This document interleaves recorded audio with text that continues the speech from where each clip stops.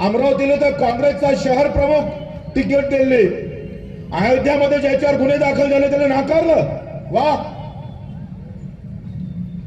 आणि ते आमची कोणती काय ते भैया हिंदू शहरने बटेंगे तो कटेंगे म्हणते आणि हिचा नवराच बीजेपीत नाही चालले.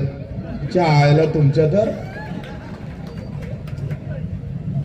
अरे आम्हाला इकडे ज्ञान पाजायचं, बटेंगे तो कटेंगे म्हणायचं आणि नवरा अलग तुम्ही अलग आणि पोट्ट प्रहार मध्ये पाठवून दे येऊन टाकू सहाले.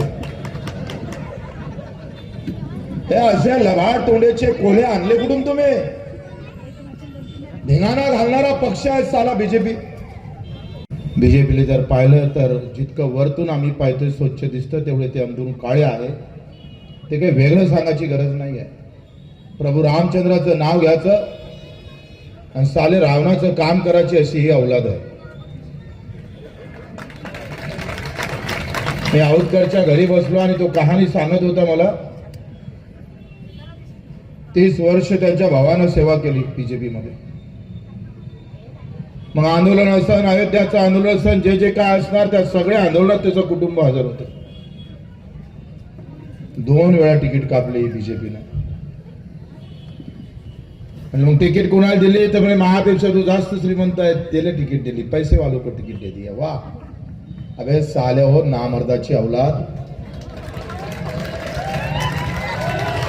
अरे आमची सत्ता जर केंद्र आणि राज्यापर्यंत असते ना तर एखाद्या रिक्षावाला आम्ही महापौर केला असता. पण तुम्ही साले पैशाशिवाय तिकीट देत नाही. लाज वाटू द्या थोडी तरी. असं तर दारू बाटर काय मटन असन हे ते त्या बंदात न लागता पैसे वाटप सुरू असन, प्रचंड पैसे वाटप होईल.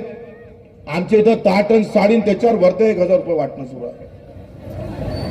आता स्टीलचं ताट वाटणार आणि सोन्याचं ताट घेणार आहात. हा जो आत्मविश्वास आम्ही गमावला आहे ना त्याला लात मारा. आणि घेतलंय तर त्या हरामखोरांना मत मारू नका एवढी तरी काळजी घ्या. नाहीतर ही कार्यकर्त्याची फळीस आम्ही पाहतोय या राजकारणातून बाद होईल. का आम्ही पाहतोय त्या पिंपळेच्या मतदारसंघातच हा देवाभाऊ बोलला होता 7-12 कोरा कोरा कोरा. 3 वेळा कोरा म्हटलं, 1 वेळ तर कर. एवढा लबाड मुख्यमंत्री देशाच्या पातळीवर पहिला देवाभाऊ आहे. नाव देवा कसं ठेवलं त्याच खरं तर भीती वाटतं. कोण नाव ठेवलं त्याचाच आम्ही पाहतोय खरं तर शोध केला पाहिजे आपण. एवढं गोडच नाव दिलं कसं?